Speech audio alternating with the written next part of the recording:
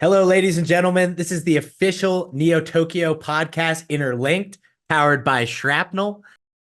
Brace yourself for impact, crypto gamers. I am reporting from the sacrifice zone.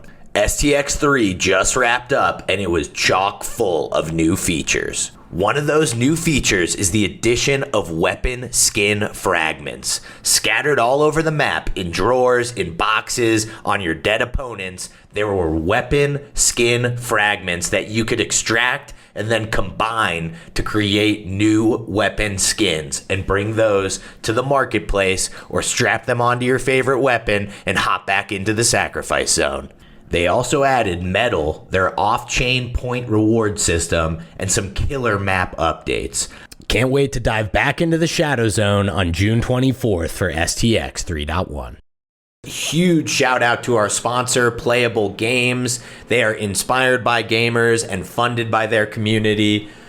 They have a epic game on the Epic Games Store, a third-person shooter called Nexus. Hop on in there and check that out. They're also currently selling nodes, so if you're interested, check that out at their website, playable.games. That is a 3 instead of a B on Playable. Now strap in for the rest of this episode of Interlinked. I am here today with my co-host, Jared. How are we doing today, Jared? Doing great. Thanks for having me. Happy to be here. And Tony, thanks for coming. Hell yeah. And not only are we powered by Shrapnel today, but we are joined by Tony from Shrapnel. What's going on, Tony? How we doing? Hey, nice to be here with y'all. We're doing great. It's a beautiful day here in sunny Seattle. We're just getting ready to go into our next training exercise in a couple of weeks. We've just been fixing bugs and launching stuff. It's been a lot of fun. Hell yeah, I love it. Well, Tony, let's kick off with a little introduction for yourself. Maybe touch on your Web 2 background, how you got into the crazy world of Web 3, and then we'll dive into Shrapnel. Awesome. Yeah. Thank you. I appreciate that. I've been in video games for a while. Sorry. Hi. Nice to meet everyone. I'm Tony. I look after marketing for Shrapnel, and I've been in video games for close to 20 years now, maybe 20 years total. I started in Nintendo a bazillion years ago at their support group. Basically, I was like managing the website and making sure people didn't call the phone number to ask about their Wii being broken. And I was able to get into a big data role as a part of that and up level some of their reporting for not just the call center, but eventually the Wii shop. I like ran all of the analytics for the Wii shop for a little while. And then eventually parlayed that experience into a job at Amazon, where I spent most of my career. I was there for like 10 years. I did a whole bunch of stuff there. I was on the first digital video games team. I was on the team that acquired Twitch.tv. And then I was on the team that created this program called Twitch Prime, which was like games with gold or Xbox Live for Amazon Prime members.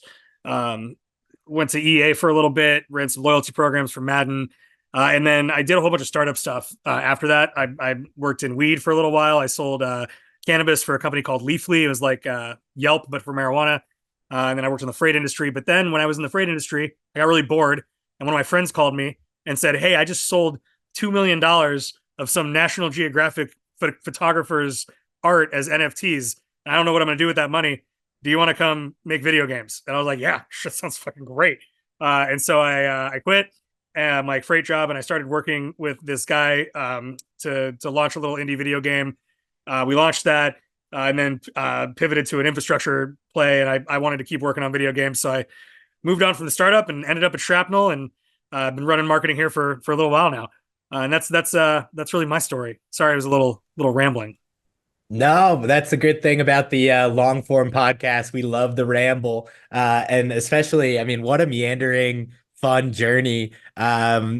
Obviously had played a ton of Wii growing up with my siblings, so that's got a big special place in my heart. And then I also worked in the cannabis industry for a bit, so very familiar with Leafly.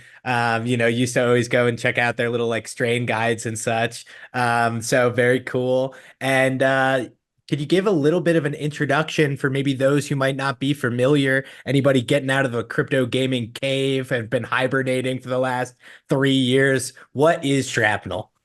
Shrapnel is a AAA first-person extraction shooter built on an Avalanche subnet.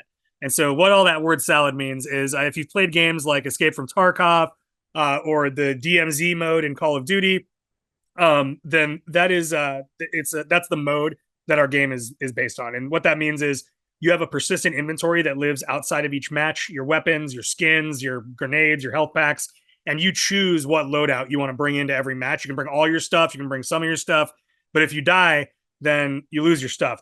Someone can walk up and loot you, and then your stuff becomes their stuff. The Web3 element is that all of that stuff, the weapons, the skins, the actual characters that you're playing as, those are all NFTs that can be won, lost, purchased, sold in the game or on the marketplace. And so we're really focused on ownership as a core element or ethos of the game, and then beyond ownership, really focused on UGC. So most of the studio has had some sort of deep experience with modding. Our head of studio, Don Norbury, got his first job in the industry by winning a mod contest for Neverwinter Nights. He made some D&D campaign within Neverwinter Nights, and Wizards of the Coast or someone gave him a job, and that's how he got started. So Shrapnel is really rooted in that mindset, and so everything in Shrapnel is moddable. You can make your own skins. Eventually, you'll be able to make your own weapons and your own maps. You'll be able to make your own game modes. I had someone ask me if there's going to be a capture the flag mode earlier today or yesterday, and I said sure if you build it. And so, as we continue to march forward in our product lifecycle and get ready to launch our full commercial version of the game, we'll start introducing more and more modding tools for our community to start making their own stuff. So first one will be like the weapon skin mod tool. You'll be able to do what you sound, make your own weapon skins, and then publish those on the blockchain, and then buy, sell, trade them in our marketplace. And then people will actually be able to make their own maps and their own set pieces of the maps and their own modes within those maps. And this is what gets really exciting to me as someone who like grew up playing like way too much League of Legends and Dota. Like, if Blizzard would have been able to keep the value of Dota and League of Legends within their ecosystem, because it was effectively a mod for Warcraft 3, then the company definitely would have benefited. And I would argue that like there's a good chance they would have stifled it and ruined it. But there's also a good chance that like the infinite money glitch that Activision Blizzard had would have resulted in a much greater acceleration of the MOBA game, right, or genre, right? In the same way that Fortnite and Epic were able to come in and really accelerate what PUBG and DayZ had started with the adoption of Battle Royale as a mode. So all of that long-windedness to say that we believe that our players, that the people that are playing our game, are going to create infinitely more compelling and entertaining content than we will, just by virtue of playing the game every day and having enough of them making different stuff and iterating. So much of what we do is iteration, right? It's like, try this thing, see if it worked, test it with 1,000 people, see if they like it. And when you can do that at scale and everyone's making their own stuff, the most entertaining stuff quickly rises to the surface, right? And then a bunch of BS rises to the surface too, but we're trying to mitigate that. So that's really the core of what Shrapnel is. We're a first-person shooter. There's a lot of risk reward. Ownership is key, and if you want to make the game yours, you can really do that in a number of ways.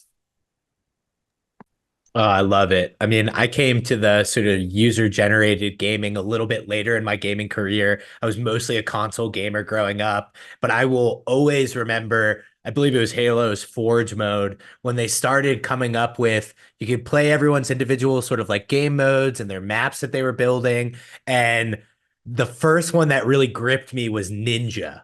And what Ninja was, you're familiar with it. So just these obstacle courses that would be built out across Forge. You've got to hop on ramps and use like a little exploding barrel in order to get up to the ledge. And sometimes they would take me and my brother days to figure out how to beat these sort of like puzzles that were being built inside of Halo. So totally bought hook, line, and sinker on the vision. I totally am a big advocate for, if you put the tools in the gamer's hands, they're going to make some unbelievable stuff. Well, and imagine if like the people who made those obstacle courses were being paid for doing so, right? Like and that's what's going to happen with us. The most popular content, the people who make it are going to get Shrap token as part of the reward for making good content that people play. And if you don't, like, I'm not a wildly creative human from an aesthetic perspective. Like I'm not going to mod maps. I'm not going to make skins. That's just, I'm not good at that. But I love being a tastemaker. I love reviewing things and providing my feedback and helping other people discover cool stuff. And part of our ecosystem includes using the Shrap token to actually vote on the UGC content that you think is going to be popular. And we do that in a a risky way, I guess, if you want to call it. Like, you don't lose your Shrap if you vote wrong or whatever. Like, if you vote on something that's not popular, it's just like locking it up and you get it back when it's done. But if you lock up your Shrap and vote on like Nick's gunskin being the most popular gunskin that month, or Jared's map being the most popular map that month, then that'll help push that content up into some of the discoverability widgets that we're building. And if that content is engaged with while it's up at the top of those discovery widgets, then the people who created that content will get Shrap token as a reward. And then if it's not engaged with and people just trolled and shit posted the terrible map to the top, then no one will engage with it and it'll get shot out of the widget pretty quickly. And to follow on with, sort of the evolution of Shrapnel, where is it now on the roadmap, and sort of what's the sort of next milestones that everybody can look forward to? Absolutely. So we are in a pre-alpha state right now. And basically what we do is we put up the game for about a week at a time. Every month, we let people play. We get a ton of feedback. And then we pull the game down, we fix a bunch of stuff, and we put it back up. There are minor releases that happen every month. So like right now, we've had 3 major releases. We call them Shrapnel training exercises. So we had Shrapnel training exercise 1, and that was like literally just like running around and killing each other. And you could extract with this stuffed Sigma, which is kind of like the MacGuffin in the game. It's a ore that is raining down from the sky because an asteroid hit the moon and blew up the moon, and the stuff's flying down now. And that's what's valuable. So in the first iteration of the training exercises, the play tests, all you can do is run around, kill people, and extract with the Sigma. And then the next round, we introduced the marketplace. And so you could start buying skins from us, and you could start equipping skins in the game and running around and having cosmetics that helped personalize the experience a little bit for you. And then in this last STX, the one that we just had, STX 3, we introduced the ability to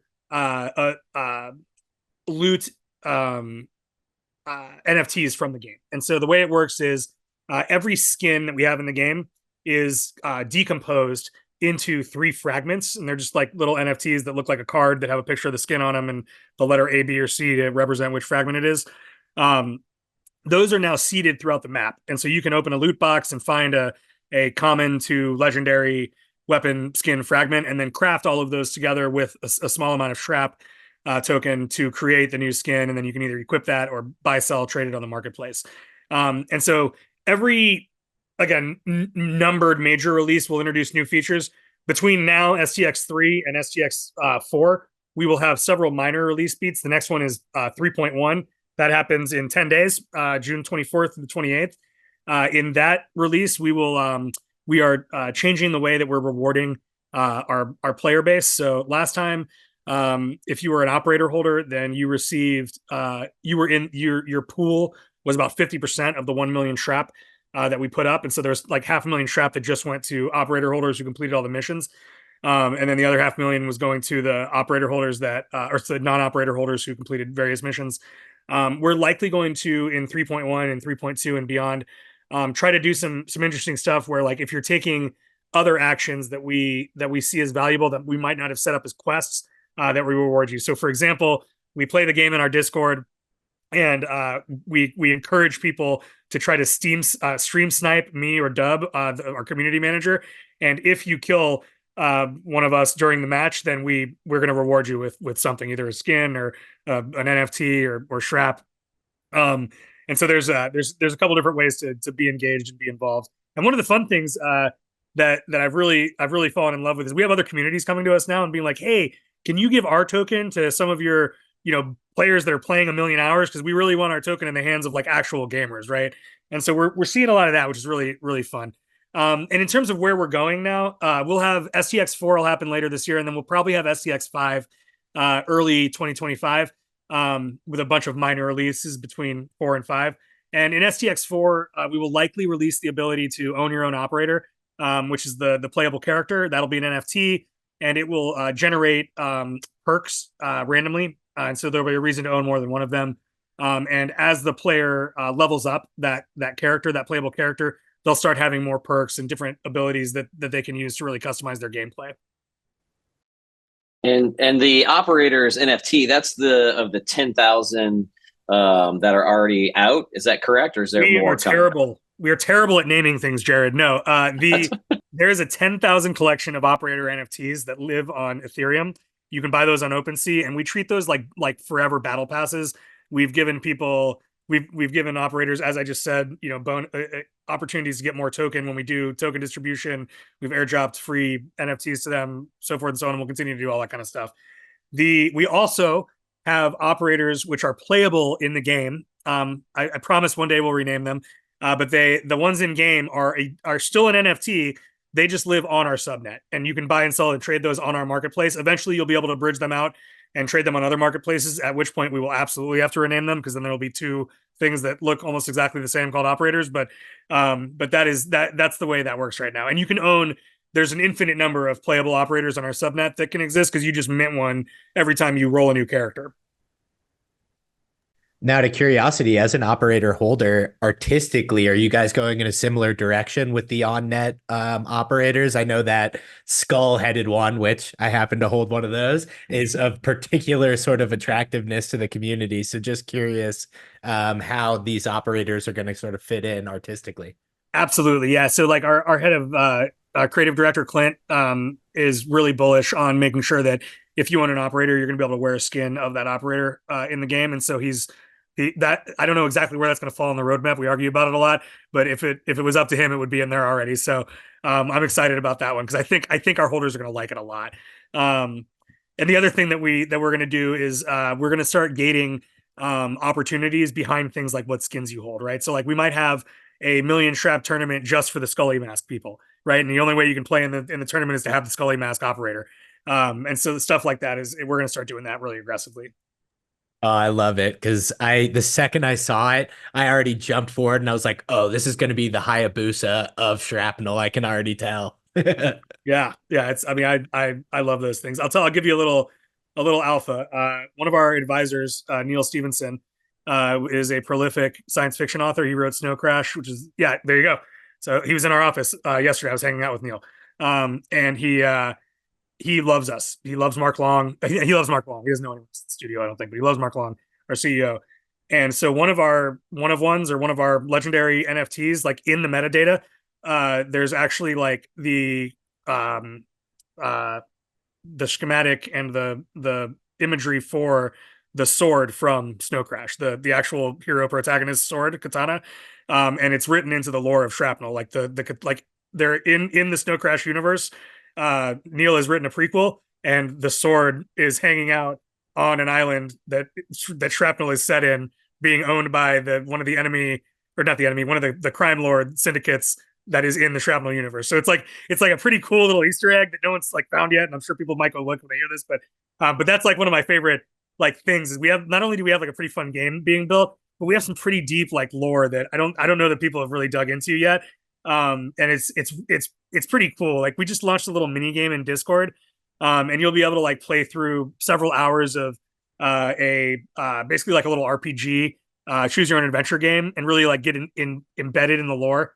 And my hope is that kind of stuff takes off and people really like it, because like I'm having a blast. We're making cutscenes; they look like cartoons, right? And that's one of the things I really love about Web3. Because if I was working at Amazon still or EA, and I was like, hey guys, I think we should make like a mini game for Madden and like tell the story of Rob Gronkowski. Like they'd just fire me on the spot, right? They'd be like, you shouldn't do that. Terrible idea. And so we get to do a lot of this fun shit in Web3 that I like a whole lot. Oh, I love it. I did notice another. I have to assume this can't be a coincidence, but the sacrifice zone is also from Snow Crash as well, right? Indeed. Neil did in fact name the sacrifice zone. So we've written 12 comics, and we're actually releasing them as like an anthology later this year. And I was fortunate enough to be asked if I wanted to write one of them. And I was like, guys, I'm not like an author. I don't know if I'm really going to be doing the IP justice here. And they were literally like, don't worry about it. Neil reads all these things and makes sure they don't suck. And I'll be goddamn if it wasn't the coolest experience I've ever had. Right? Like I got to write a comic book about my family and I going to Vegas during the asteroid hitting the moon and moonfall happening. And I get shot in the head. My wife gets thrown off a building. Our daughter gets kidnapped by the mob and turned into like a Black Widow style character.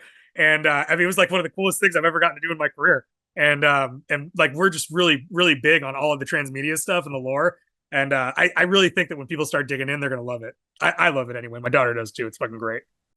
Oh, I love it. I mean, you can just feel the excitement in your voice. One of the areas that I love to explore in our Web3 gaming niche is I think what you were just hinting to when you were describing you wouldn't be able to have done this at Amazon. So I think like one of the biggest advantages to crypto gaming actually has nothing to do with crypto, and that it's a new space with a new source of funding. I honestly think about it a lot like the next generation of over the last, like, let's say 10, 15 years, we were in the VC era where this new form of funding came around and we got all this explosion of innovation that wouldn't have been possible in the legacy funding environment. Airbnb, Uber, DoorDash, all of those that required sort of this nest of VC funding to run at a loss, to be able to take adventures, to be able to add innovative features that wouldn't have survived. Do you think that analogy holds water? Do you think that's sort of what's been going on in our space? 10,000%. One of my best friends that I've been working with in this space, even before I started at Shrapnel, we used to tell each other after every fundraising call that we were on, we'd look at each other and be like, man, this whole industry is fueled by rich people with dreams. Right. And like, it's true. Like the people that are like making this happen are people that have that have been really successful in some way and have made a ton of money and are funding things that they deeply believe in, or building things and funding them themselves that they really deeply believe in. And that, to your point, it's kind of a magical time to be in any space when it's like that. I mean, you were in cannabis, it was pretty similar, where like I mean, when I say it like this, people think that I'm being negative or pejorative, and I'm not. I think it's really great. But like, one of the things I love about crypto is I'll never forget the first time I went to a crypto event. It was Miami, Central Miami, and I'm from Florida. My cousins all live in Miami, and I went to this party that was like one of the like official parties for Decentral, and it was at a bar in a strip club, a bar in a strip mall that like my cousins and I had been going to since we were like 15 because they would let us drink underage. And this DJ White Panda, which is he's like a budget marshmallow dead mouse kind of guy, was playing. So I'm there and I'm talking and I'm in this like pretty weird kind of not professional or even fancy environment. And I walk up to someone and I start talking. I'm like, so what are you doing in crypto? And he's like, yeah, I just retired. I was at Philip Morris for, like the cigarette company, for, like 40 years. And I had a golden handcuffs. So I got, tens of millions of dollars now. And I really think that I want to spend the rest of my career and the rest of my life trying to combat the terrible impact that I had on people as a executive in the smoking industry. And so he's like creating like a nonprofit fueled by decentralized funding to like buy ads and get kids to not smoke cigarettes and shit. And then literally I turn to the next person who's standing in the same conversation. I'm like, so what are you doing? And this guy was like, I was working at 7-Eleven until I bought Bitcoin in 2000. And now I have millions of dollars. And I want to invest in putting an engine on the back of an iceberg and driving it to the Middle East for like water source, right? Like not literally, I mean, not literally, but like there was that level of idea, right? I was just like that, and I see that all the time still, and that's what I actually think is and again, when I say it, it sounds like I'm denigrating it, but I'm not. Like, I think that's important, having both ends of the crazy spectrum, and because somewhere in the middle you come up with the Ubers and the Lyfts and the DoorDashes, right? Where it's like, oh shit, you know what? If people are reviewing food, why can't they just order it with one click? Like at one point, like that was a crazy idea.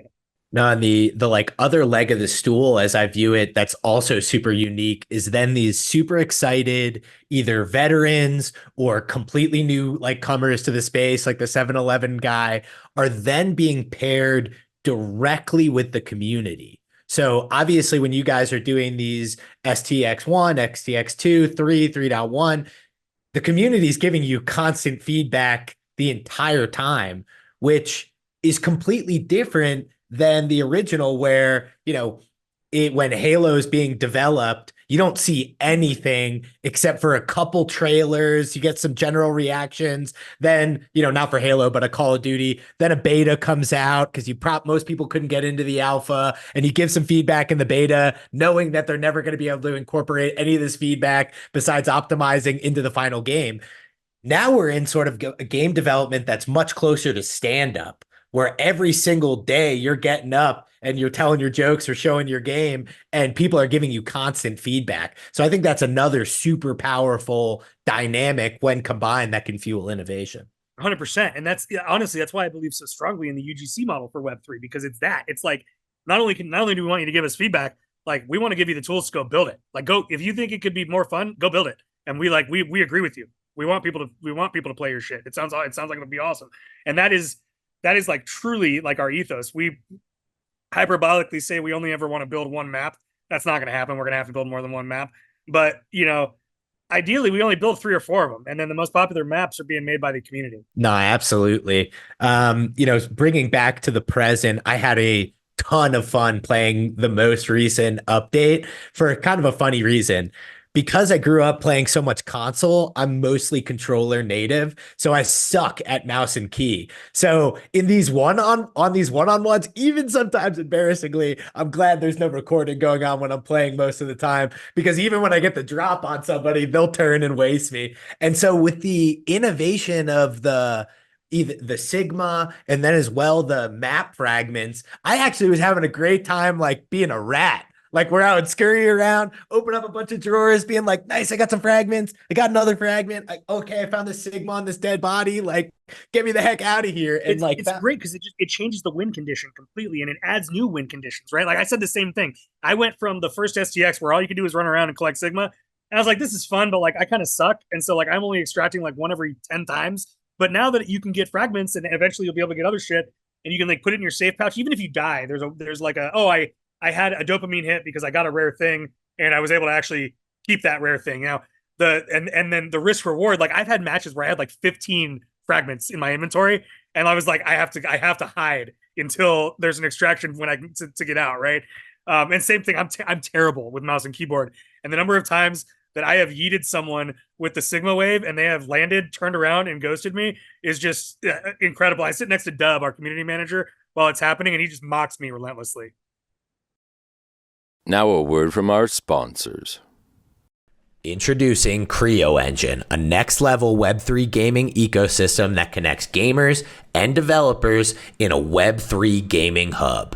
Hop on their Creo Play platform to check out current and upcoming titles like Evermore Nights, Slime Haven, Creonia Metaverse, and Arcade Fest. The team has earned the endorsement of the chairman of Indonesia's People Consultative Assembly and earned a 10 out of 10 from Hackin on their cross-chain bridge audit. Check all this out and more on creoengine.com. And now back to your regularly scheduled program. No, I love the point about the multiple win conditions. You can just tell as this expands and expands and expands. Maybe you're just like an ammo junkie who's going around picking dead bodies just so you can build up an inventory. I think that's really the right way to look at it, because everybody like there's going to be the sweaty people who like to get out there and they're going for kills and they like their Sigma warm off of dead bodies, and then there's going to be like the people more like me scurrying around until. Is there plan to add controller support in the future, or do you think it'll be purely mouse and key? 10,000%. Yeah, we are absolutely going to include controller support.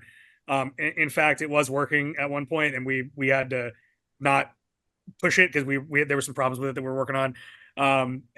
We actually the first STX we ran, we had multiple people get it running on a Steam Deck. I've had it running on a Steam Deck, so you got to turn the specs way down, but it's pretty cool. Oh, that's very cool. I know there was another update in this most recent playtest that I didn't think we get a touch upon, which maybe came out at the same time, which was the second currency being added, metal, and the ability to sort of like lock up shrapnel and such. Could you explain that whole ecosystem to the audience? Yeah, absolutely. So Shrap is the token that is associated with our project. It is the currency of exchange, or the method of exchange for our marketplace. So you can only buy, sell, and trade and craft skins and in the future operators with Shrap token. And we've released a number of features that are beneficial for folks who are holding onto the token and not spending it, or who are spending it, but within our ecosystem. So now recently we launched a platform called Operations. It's white labeled from a company called Moku. It's basically questing. And so you can go in there every day and get these points called metal points that will be both cumulative and consumptive.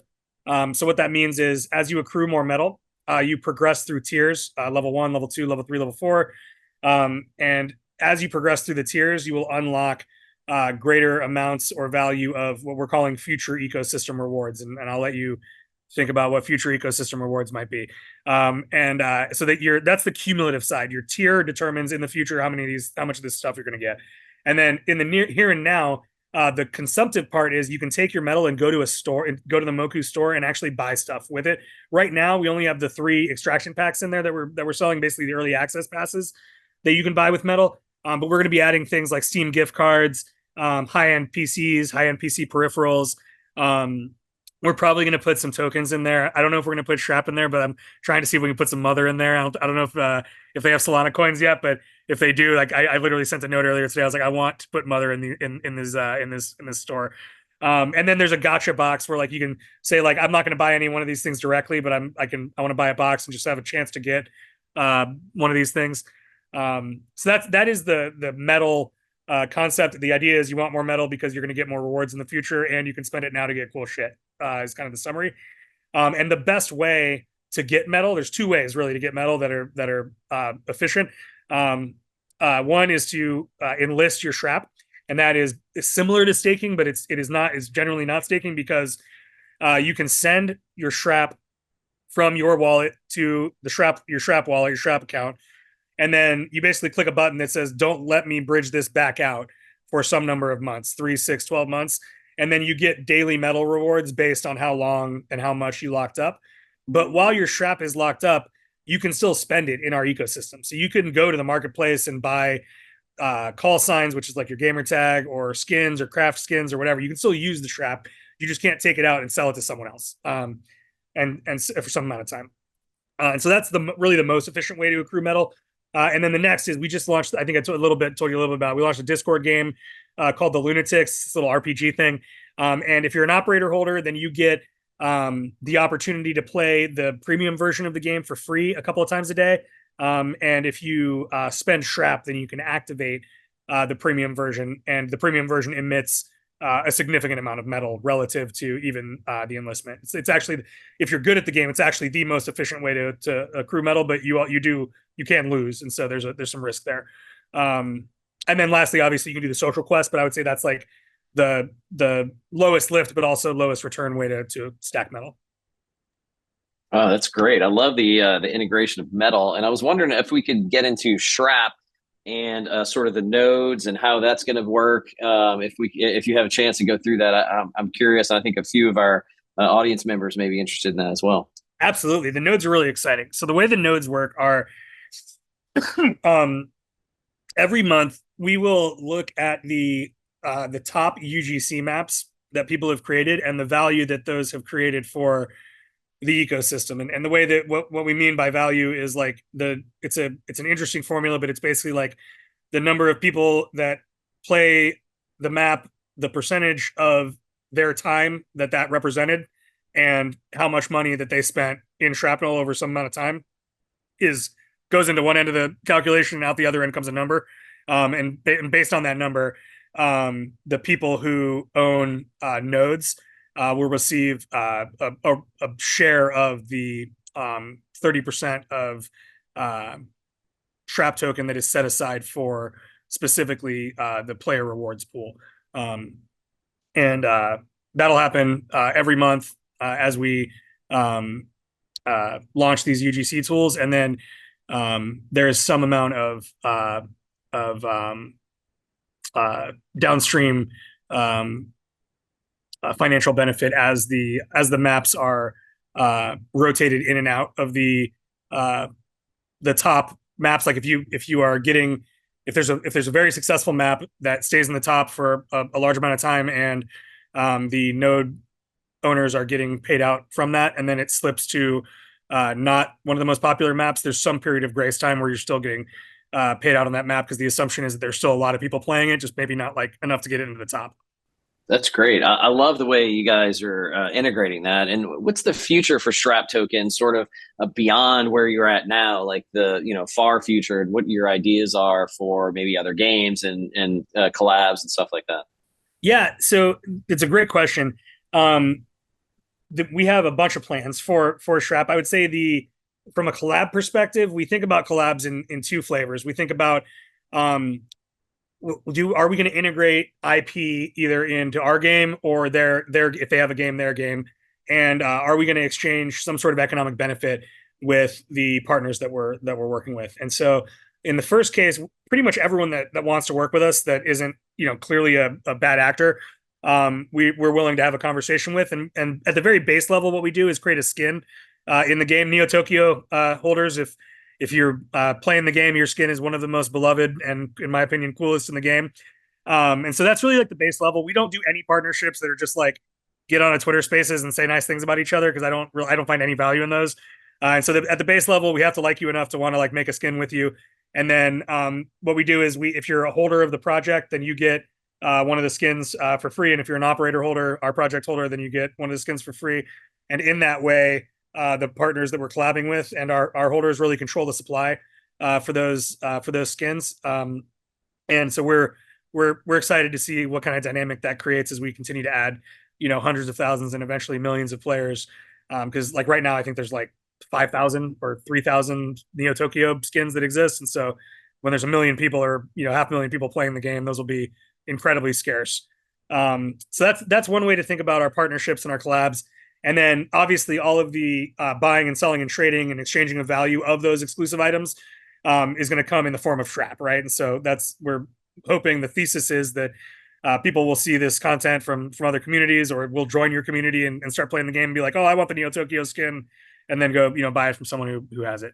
And then from an out of game utility standpoint, or a cross IP collaboration, we're gonna do more stuff like this Discord game where we actually worked with another studio, so like we weren't distracting our people making the AAA shooter with making this Discord RPG. We partnered with another NFT project called Alchemy. They had built this similar type of game, and they basically just reskinned it and made some new elements for us. And so we'll continue to do that. I'm talking to some folks about maybe making a Telegram game right now. I'm talking to some folks about a more high fidelity mobile experience as well. So like I don't know if you can call it mobile games AAA, but like a AAA mobile game, like something that would be very high fidelity. So you'll probably see more of that stuff coming up from us as we march on. And then in terms of putting RIP in other people's games, we have a number of those things going on as well. So if you're an operator holder and you are participating in Overworld's AI or Overworld's arena right now, then you get some sort of bonus when you score in that, and so that'll give people access to dollar pricing and whitelists to their upcoming mints.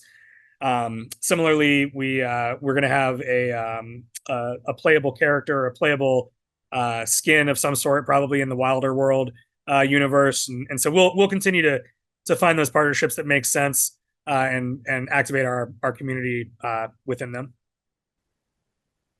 Wow, that's really interesting about Telegram and sort of expanding to other media. And Telegram has so many active users, hundreds of millions. What are your thoughts on that, and sort of how that may sort of evolve into maybe a separate aspect of it, and how that would integrate into the main Shrapnel game? I find that really cool. Yeah, honestly, the model would be similar to what we're doing with this Discord game, where the idea is that anyone can, like, you can use Discord on a toaster in the middle of Sri Lanka, right? Like, it doesn't matter what your internet is, how high quality your machine is. And so similarly with Telegram, you can use it anywhere. And so the idea is we want to create compelling gameplay that's native to the platform that we're on, and allow people to participate in the ecosystem using that gameplay. And so in the case of the Discord game, it's a little RPG. You can, Discord is meant to be read. And so you read a bunch of stuff, you watch some cutscenes, you select a team, you press buttons. I imagine with Telegram, it would probably look more like an endless runner, or like an auto battler of some sort, or maybe what do you call it? A very simple card game. Is if you're familiar with like Far World on Warpcast, like something like that, maybe. So that's what we're evaluating right now. And as you complete game sessions, you would be able to either before the game session or after the game session for a premium, spend Shrap and be able to extract some sort of value from the prize game mode. And it'll likely be metal as we continue to march towards the thing that is going to be celebrating. But there will be other opportunities like, spot pricing like USDC or Steam gift cards, or, we're talking about putting a Cybertruck in one of these things. I just officially have seen my first two. It's funny how it happens. I saw my first Cybertruck in the wild yesterday, and then I saw a second one on the same day. So, Dude, I was at Consensus, and we have these I throw these they're basically like frat houses, but they're content creator houses. We get like 20 creators and put them in a couple Airbnbs, and we all hang out the whole time. One of the people that showed up was this company Dega. They're making like a gaming game, like no code game development platform. And they talked to the guy. He's like, "Yo, you want to go hop in my Cybertruck?" And I was like, "Yeah, absolutely. Have you been in one yet?" no, just seen Dude, the it's like outside. being in a fucking spaceship. It is wild. There's no rear window. There's no it's all it's just it's like a spaceship. Everything's shown to you via the heads up display. I mean, it was absolutely nuts. I had a blast. I was like, man, I'm just riding around this all day. Oh, that's super cool. And a lot of those Elon Musk projects obviously were some of the poster childs of that last big VC wave. I mean, people are still sort of foaming at the mouth for the SpaceX IPO and such. So it'll be interesting to see if he dives into our arena as a funding leg, and whatever Elon Musk crypto project there could eventually be, certainly fuels sort of speculation. I would send Solana to Elon's wallet. Mother inbound. Exactly. Oh, I love it. Um, would love to get your 2 cents, especially having come from the traditional gaming world. I'm sure you still have a lot of contacts in that traditional gaming world. Any sort of feel for how legacy gaming is opinions are starting to evolve around Web3 and tokens and crypto gaming? Is it still pretty anti? Is that shifting? Would love to get your 2 cents. I've been saying it for 2 years, and I'm gonna keep saying it. We are in an accelerated form of the mobile gaming free to play boom. Like it is the same conversation. It's the same people saying almost the same things with just different nouns in place of the previous nouns that were mobile gaming or free to play. But when mobile gaming and free to play started really becoming widely adopted business models, there was a slew of shitty World of Warcraft clones and shitty League of Legends clones and horrible. There still are just an amazing number of like Flappy Bird and whatever clones, right? And everyone's like, "This is ruining the industry. There's so much crap coming out. None of it's good. Everything's going down." And fast forward 10 years, 5 years, probably 10 years, really, from when it started. Fortnite's the biggest game in the world, and it makes more money than movies and music combined. And the reason for that is because people can pay $5 at a time and not $60 once and then $30 3 months from then. Like it's just it's a whole, to your point about funding, it's a whole new business model. It's a whole new way for the industry to make money, and to do so in such a way that accrues value to the entertainment portion of the products that we're making. Because really, if you think about it, right, like no one actually hates what comes from microtransactions. What they hate is the idea of spending money. Like that's really what it comes down to. But like when you think about what microtransactions are at their heart, they are the extension of the experience that you're having, right? And then some people suck at microtransactions and do them poorly, and they charge a lot for things that don't actually extend the experience. But for the things that do extend the experience, it's like you're not paying $5 to give someone something that you don't find any value in. You're paying $5 to watch the movie again, or to ride the roller coaster again, or whatever, right? Like that's the analogy that I like to use. And I think Web3 is the same way. And I think the standard that will emerge in the same way that the standard has emerged, that it's almost impossible to launch a successful Web2 video game without some sort of live service component. I think that statement, there will be a similar statement that becomes true, in that it will be impossible to launch a hundreds of millions of dollar, $billion video game franchise without a model that includes direct financial benefit for your most valuable players. And I say that intentionally, very specifically. Like I think that the model needs to be, if you're like playing the game because you intrinsically enjoy it, and like you don't have any aspirations to be awesome at it, and you just like playing the game, a la me with League of Legends, you're probably not like making a living playing the game, right? But you're like, you can extract some value. There's opportunity if you buy something rare to have a moon moment. But really, the people that are most rewarded are the people that are like grinding every day, playing every day. Like I have $10,000 that I've spent in League of Legends skins, and like probably have like 2 years worth of playtime, and now I have an 8-year-old, so I haven't played League of Legends in 8 years.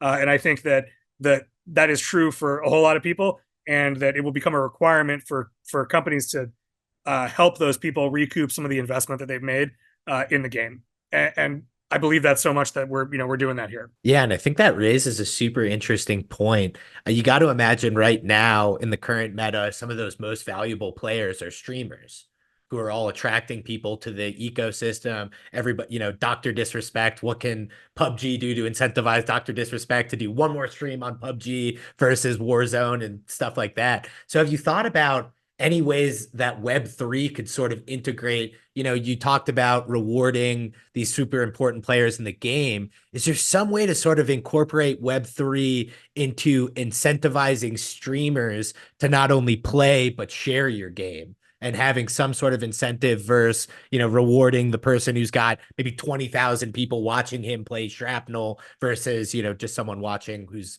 brother's watching because he's nice. Absolutely. We launched that questing platform I was talking about, and that'll be a big part of that. Is there'll be specific quests to go watch the creators that we believe in and that we want to help support, and there will be quests specifically. Actually, I don't know if I should share this. We haven't built it, but I will. If we can build it, and if Twitch doesn't not let us build it, then there will be quests for things like go use your free channel subscription on this streamer. I'm pretty intimately familiar with that product because I built it. And so when I left Amazon, we were pushing tens of millions of dollars through the streamer economy in free channel subscriptions. And as we just discussed, much of the crypto community is actually like pretty orthogonal and not necessarily in the gaming community. If you marry that with the fact that over 50% of American households have Amazon Prime, there's a high likelihood that we're going to be able to point like tens of thousands of dollars of monthly revenue at people just with $5 channel subscriptions, right? And so my hope is that I'm able to decentralize Jeff and take a bunch of his money and give it to people who are supporting our game in a really interesting way. Yeah, I think that's Sorry, amazing, and that's sort of what crypto in a whole is, and in my opinion, sort of taking what Web 2 has built and sort of disintegrating it and giving it out to the masses. And I love that idea. I think that's fantastic. And Jeff will be okay. Yeah, he's okay. He's got a few boats. And obviously, we just saw the big sort of like Twitch versus Kick battle that was going on. So you got to imagine a lot of what that was similar to, I'm not a golf guy, but my brother and dad are huge golf guys. And so the Live PGA, big like controversy of trying to reward players and sort of bribe people onto your platform, and how much is that previous clout worth versus a big check. So you got to imagine the streaming platform that supports these games rewarding their biggest streamers, whether that be with APIs so that the integration is easy, will actually affect this battle, because he who has the streamers is the king of the streaming platform. 100%. It's all content is king. Content has always been king in video games and entertainment, in my opinion. And the creators are the ultimate form of content. Now, on the topic of Fortnite, I wanted to bring up one of the biggest advantages traditional gaming has over Web3 gaming has to be the IP. I don't even play Fortnite, but every time I see a Dragon Ball Z character or a Star Wars character pop up in Fortnite, I'm like, why don't I play Fortnite again? Like, maybe I should go and check this out. Right? I can rip around with Goku and Merc some Star Wars. Like, it's so fun. So how do you think the IP barrier gets breached to bring some of the favorite gaming IP, which has been sort of the cornerstone of certainly this most recent push of gaming and seems to be the continuation based on some of these showcases, bringing back Gears and all of these old legacy games, Dragon Age and such? How does the IP end up coming to Web3, in your opinion? I mean, honestly, it's going to take a financial moment, and then everyone will be piling in. You're seeing some of it now, right? Like Ubisoft is playing around and they're taking it seriously. Square Enix has that Symbiogenesis project or whatever, and they've put a non-zero amount of money and effort into that. You can say what you want about the execution of those things, but like they're putting millions of dollars into them, right? And so one of those things is going to hit at one point, because we're a hit-driven business in the same way that Fortnite hit, and then everyone's going to go do that, right? And it'll be the same thing as the TCG craze and the battle royale craze and the fucking whatever Destiny is craze, the hero shooter Overwatch craze. Like it's literally is that same thing, but just with a different business model, right? And that, in my opinion, that's the only way that it's going to happen. I really hope that that Shrapnel is one of those catalysts. I think that the way I like to talk to people about this is I like to make an analogy to battle royales, because I was so close to that when it was blowing up. It was like the peak of my time at Amazon, and so I was actively negotiating with DayZ and PUBG and Fortnite for content in their games to give to Prime members. And so I was just like intimately familiar with like the DAUs and the MAUs and how much money they were making. And if you look at the evolution of battle royale, it really started with this mod in Arma that was pretty low fidelity. It was a couple of dudes in Eastern Europe, I think, that just made it, and that became wildly popular. And then DayZ came out. John Smedley, or H1Z1, sorry, came out. John Smedley, the guy who invented EverQuest, made this game, and then he taunted a bunch of hackers, and they pulled his game down, and so it died. And then PUBG emerged and became this like kind of double A, not quite triple A kind of underdog experience, but like tons of people were playing it. And then Fortnite came out with the infinite money glitch and did Fortnite, and had Thanos running around in video games for the first time, and like really inflected. I view the extraction shooter model kind of similarly. I think that Tarkov is more like H1Z1 than Arma, because it's not really a mod of another game. It is a game in its own right. And I hope that Shrapnel is like a PUBG in this analogy, right? I think that we have a good shot at being that. I honestly, I don't think we're going to be the Fortnite in this analogy, because Fortnite can, again, run on a toaster in the middle of the ocean. And so we will just never be, Shrapnel will never be that. We're a high fidelity game. You're going to need some sort of nice graphics card to play the game. We're working on optimization constantly so we can be as accessible as possible. But we won't be World of Warcraft cartoony level or Fortnite cartoony level. And so, I think that if we can be that PUBG and we can get 20 million, 10 million monthly average users, then I'll consider my contribution to this done. Oh, I absolutely love it, especially as a big PUBG player. That was definitely what got me into the whole battle royale space, and then had a little bit of time on Fortnite. We are already close to the top of the hour, Tony. I want to be very respectful of your time, but want to turn it back over to you. Is there anything we didn't get a chance to cover today that you were hoping? Any big blanks that we're leaving on Shrapnel that you want to share with the audience, or just some closing thoughts? Now take the opportunity to do so.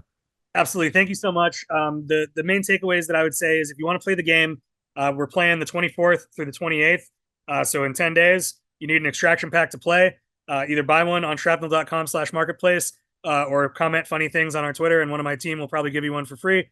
If you're interested in getting involved in the ecosystem, you can enlist your Shrap today to start getting medal rewards. You can start doing social quests to get medal rewards. And again, that'll help you secure future ecosystem rewards, which I would be excited about.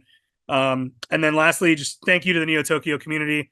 You guys are great. It's really fun to interact with Nick and Jared when we get the chance to. And I have some other folks that I'm friends with, the Stefaninas and such, that are other members of the community. And I really enjoy interacting with you all. You're clearly a bunch of real, I hate to say this because it's so pretentious, but real gamers. And I really appreciate the time that you guys take to hang out with us. Oh, Tony, absolutely great to have you onto the pod today and get to talk some gaming. Also wonderful to have not only Shrapnel as a sponsor, which we're insanely grateful for, but also as a member of the Neo Tokyo community. Just having all these big players in one space really does make for a special environment where we can collaborate and shoot the shit. Jared, super grateful always to be hosting with you, my friend, and super grateful to the audience. Thank you all for joining us today. This has been Neo Tokyo's official podcast, Interlinked, sponsored by Shrapnel, and we will be back next week with another episode. Thanks, everybody, and take care.